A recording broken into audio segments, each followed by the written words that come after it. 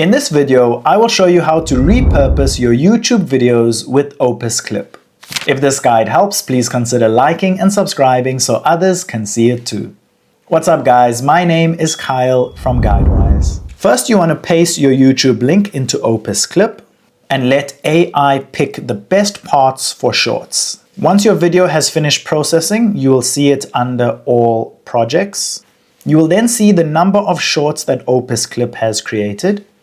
So it has created 6 shorts for me, and these clips have been ordered or listed based on the viral score rating. So my first video has a 99 score, and then you can see it gradually goes down from 94, 90, 85, and so on. If you want to make any changes to these clips, simply select the editing tool, the scissors, make the necessary changes and edits, and when you are happy with everything, export your shorts. If this video helped, don't forget to like and subscribe.